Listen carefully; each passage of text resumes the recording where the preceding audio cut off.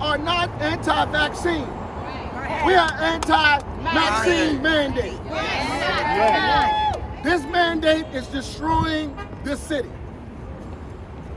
The police, firefighters, city workers have to be able to choose between their livelihood and taking a shot. This morning, I attended a breakfast with the mayor and some of the other elected officials at Junior's restaurant. And as I was walking in, they asked me for my vaccine passport. I told her, I am the vaccine you're looking at. I told them if it's good enough for the politicians to be in here, it's good enough for me. And I walked right in. Because the power is in the people.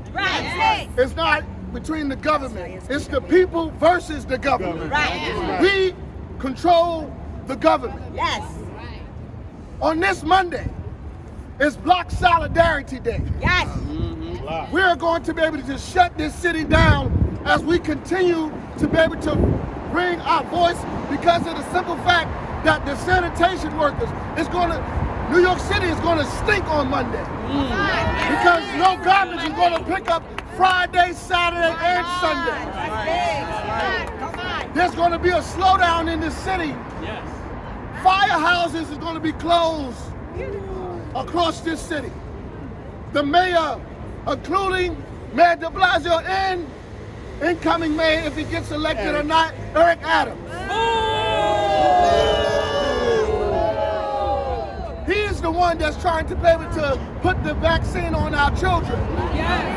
So remember that on election day when you go to vote, that these elected officials is trying to mandate something.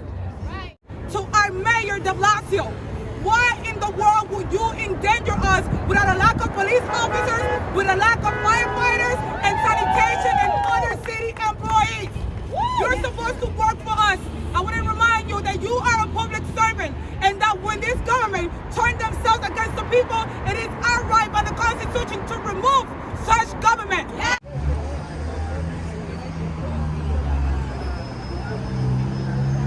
And I strongly believe that this is all about power and control. That is what the end game is. Okay? I want to tell you guys what's been happening in the schools because of lack of school safety officers that were under the same mandate.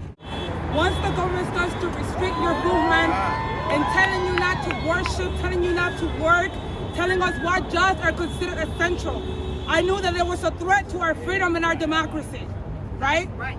This country has fought many battles. It started with slavery and other things. And nowadays, yeah, there are still certain issues. But we have to come together regardless of your race or political or religion affiliation.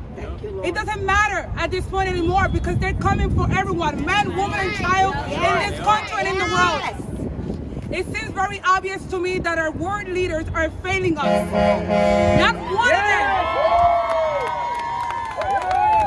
Not one of them has spoken up and said the same things that we're saying. The world leaders are only taking one side. The mainstream media has not given us two sides. Dr. Fauci has only given us one side. If they're fair, they should have a national debate on television, allowing other scientists, doctors, and nurses that are saying the opposite and allowing us as the free people that we are, or we're supposed to be, to make that decision. I believe that the mask and the test and the vaccine, all of it should be optional. No one should have to be forced to do a medical intervention that they do not want to do. As a body of New Yorkers saying something just ain't right, and something has to happen before 5 o'clock to tell the mayor that he has to save the city by offering choices. If you want to do testing, fine, but you got to give people options. You can't take away options from people and think the city is going to stand up. To all my sanitation workers, I thank you for what you do each and every day, regardless of anybody's opinion, because yesterday was a movement. Yesterday was a messaging. So yeah, if you got bothered because your trash wasn't picked up, but you know what? Your sanitation worker might be fine, your trash might never be picked up. Children, save our children! Save our children! Save our children! Save our children! Save our children! Save our children! Save our children! children. Save our children. Save our community. Save our community. Save our community. Save our community. Whose body? Our body. Whose choice? Our choice. Whose body? Our body. Whose choice? Our choice. Whose body? Our body. Whose choice? Our choice. Save. No vaccine mandates. No vaccine mandates. No. Like the program, elected official that's speaking up.